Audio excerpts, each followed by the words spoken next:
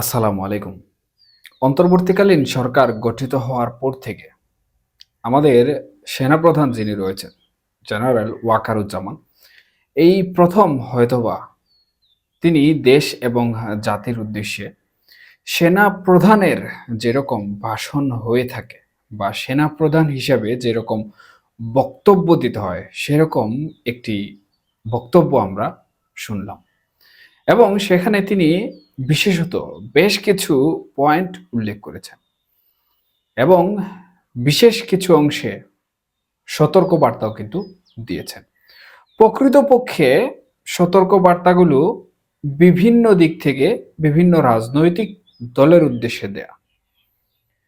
সেনাপ্রধান বলেছেন, আপনারা যদি নিজেদের মধ্যে কাটাকাটি, বিভেদ, মারামারি, অর্থাৎ বর্তমানে দেশে যে অস্থিতিশীল পরিস্থিতি চলছে, সেই অস্থিতিশীল পরিস্থিতি যদি আপনারা চালিয়ে যেতে থাকেন, তাহলে প্রকৃতপক্ষে দেশের স্বাধীনতা এবং সার্বভৌমত্ব যেটি রয়েছে সেটি হুমকির মুখে পড়বে।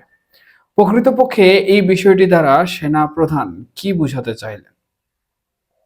দেশে কি তাহলে কোনো ধরনের গৃহযুদ্ধ সৃষ্টি হওয়ার সম্ভাবনা রয়েছে, কিংবা দেশে কি কোনো বহিঃশত্রু কর্তৃক আক্রান্ত হওয়ার কোনো ইন্টেলিজেন্স রিপোর্ট রয়েছে কিনা? সাধারণত এই বিষয়টি বর্তমান পর্যায়ে বা আমাদের জন্য সবথেকে বেশি আলোচনার বিষয়। তবে বহিঃশত্রুর আক্রমণ কিংবা এ ধরনের কোনো বিষয়াদি যদি বাংলাদেশে ঘটে থাকে বা হওয়ার সম্ভাবনা থাকে, তাহলে অবশ্যই বাংলাদেশ সেনাবাহিনী তাদের যে গৌরব ও ঐতিহ্য রয়েছে সেটি দিয়ে বাংলাদেশের স্বাধীনতা এবং সার্বভৌমত্ব রক্ষা করবে। তবে এর পূর্বে যে বিষয়টি সাধারণত সেনাপ্রধান বোঝানোর চেষ্টা করেছেন, সেটি তিনি উল্লেখ করেছেন যে বর্তমানে দেশের রাজনৈতিক দলগুলো যেভাবে একে অপরের সাথে বিভিন্নভাবে দাঙ্গা, মারামারি, ফ্যাসাদ ইত্যাদি বিষয়ে লিপ্ত হয়ে যাচ্ছে, তাতে করে দেশে অশান্তি সৃষ্টি হচ্ছে। এবং উনি আইনশৃঙ্খলা পরিস্থিতি নিয়েও কিন্তু যে বার্তাটি দিলেন, সেই বার্তাটি অত্যন্ত যৌক্তিক। উনি বলেছেন, এই যে রাজনৈতিক দলগুলোর মধ্যে সাধারণত যে বিভেদ তৈরি হচ্ছে, সরকার, অন্তর্বর্তীকালীন সরকার থেকে শুরু করে সাধারণত বিভিন্ন রাজনৈতিক দলের মধ্যে যে ধরনের বিভেদ শুরু হচ্ছে বা বিভেদ চলছে, সেগুলোর কারণে দুষ্কৃতিকারীরা বা যারা ক্রিমিনাল রয়েছে, ক্রিমিনাল অ্যাক্টিভিটি করে থাকে, তারা কিন্তু এই সুযোগটাকে কাজে লাগাচ্ছে। যেহেতু আমাদের পরিবেশ অস্থিতিশীল, রাজনৈতিকভাবে অস্থিরতার মধ্যে ভুগছি, যার ফলে প্রশাসন সাধারণত এই রাজনৈতিক অস্থিরতা নিবারণের চেষ্টায় লিপ্ত থাকবে। ফলে ক্রিমিনাল অ্যাক্টিভিটির প্রতি বা এগুলো নিয়ন্ত্রণ করার প্রতি তাদের দৃষ্টি কম থাকবে। সেই হিসাবে ক্রিমিনালরা তাদের কার্যক্রম পরিচালনা করবে। এই ব্যাপারে অন্তর্বর্তীকালীন সরকারকে কিন্তু বলা যায় যে উনি কঠিন ভাষায় অনেকটাই হুঁশিয়ারি দিয়েছেন এবং সেই হুঁশিয়ারি সাধারণত আইন শৃঙ্খলা বাহিনীর নির্বিঘ্নে কাজ করার যে বিষয়টি রয়েছে সেই বিষয়টি সম্পর্কে দিয়েছে। আমরা দেখতে পাচ্ছি বিভিন্ন ধরনের মবস থেকে শুরু করে বাংলাদেশে এমন অনেক ঘটনা ঘটছে যেগুলোতে সাধারণত আইন শৃঙ্খলা বাহিনী অনেকটা ভয়ে বা আতঙ্কে সেই সকল বিষয় ফেস করতে পারছে না বা সেই সকল বিষয়সমূহ ডিল করতে পারছে না। কিন্তু বিগত বছরগুলিতে আমরা দেখেছি যে প্রশাসন খুবই কঠিন ভূমিকায় ছিল এবং এই সকল বিষয়বস্তু ফেস করার জন্য প্রশাসন কিন্তু সবসময় প্রস্তুত থাকতো। আমরা দেখেছি প্রশাসনকেও কিন্তু সেই সময় রাজনৈতিক দল বলুন কিংবা মানুষ বলুন, অনেক ক্ষেত্রে বিশেষ বিশেষ ক্ষেত্রে ভয়ও পেত। সেনাবাহিনীর প্রধান আজকে যে বক্তব্য দিলেন, সেই বক্তব্যে কিন্তু এইসব বিষয়ে কিন্তু তুলে ধরেছেন। সুতরাং অন্তর্বর্তীকালীন সরকার যে বিষয়টি গুছাতে ব্যর্থ হচ্ছে, অর্থাৎ আইন শৃঙ্খলা বাহিনীকে তাদের যে একটি কোমা রয়েছে বা তারা যে পর্যায়ে ট্রমার মধ্যে রয়েছেন, সেই ট্রমা থেকে বের করে আনার জন্য কিন্তু আহ্বান করেছেন। এখন অন্তর্বর্তীকালীন সরকার প্রকৃতপক্ষে আসলে আইন শৃঙ্খলা বাহিনীকে সেই ট্রমা থেকে বের করে এনে নিরাপত্তার স্বার্থে, জনগণের স্বার্থে মাঠে কাজ করতে দেওয়ার জন্য কতটা প্রস্তুতি গ্রহণ করবে, এটিও কিন্তু অনেকটা দেখার বিষয়। তবে সেনাবাহিনীর প্রধান আজকে যে বক্তব্য দিলেন সেই বক্তব্য প্রকৃতপক্ষে কিন্তু অন্তর্বর্তীকালীন সরকারের জন্য এবং রাজনৈতিক দলগুলোর জন্য অনেকটাই সতর্কবার্তা। এক পর্যায়ে তিনি বিচারিক যে ব্যবস্থাগুলো রয়েছে সেই বিচারিক ব্যবস্থা নিয়েও কথা বলেন যে আইন শৃঙ্খলা বাহিনী বিগত দিন যেভাবে খারাপ কাজ করেছে ঠিক একইভাবে ভালো কাজও কিন্তু তারা করেছে।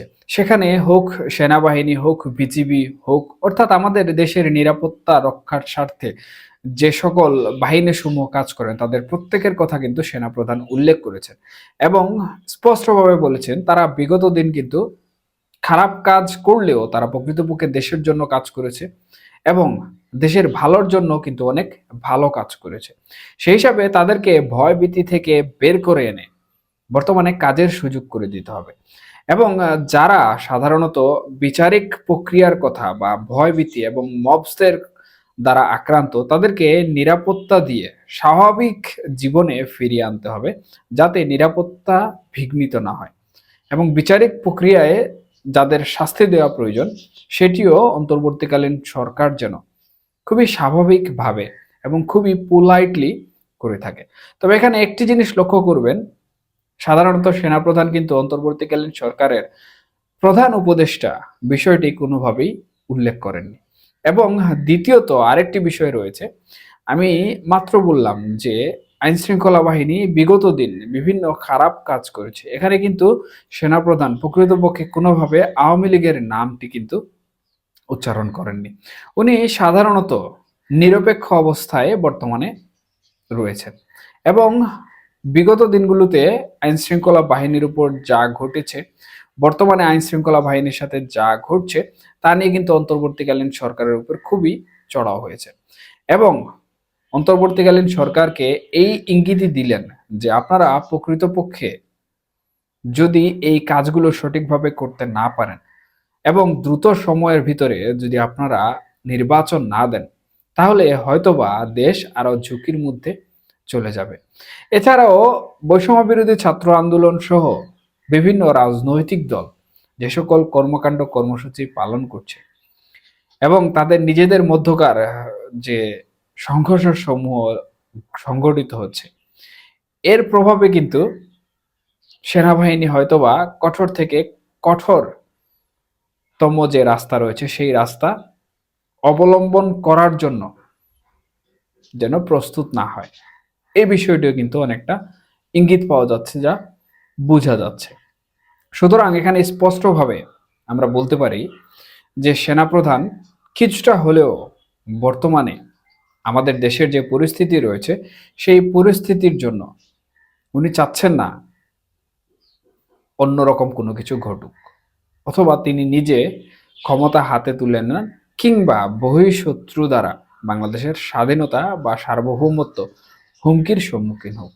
সুতরাং সেনাপ্রধানের এই যে হুঁশিয়ারি বা এই যে বার্তা প্রকৃতপক্ষে অন্তর্বর্তীকালীন সরকারের জন্য বর্তমানে খুবই গুরুত্বপূর্ণ এবং আমি যতটুকু মনে করছি যে অন্তর্বর্তীকালীন সরকার এই সতর্ক বার্তাটি খুব গুরুত্ব সহকারে কিন্তু আমলে নিবে।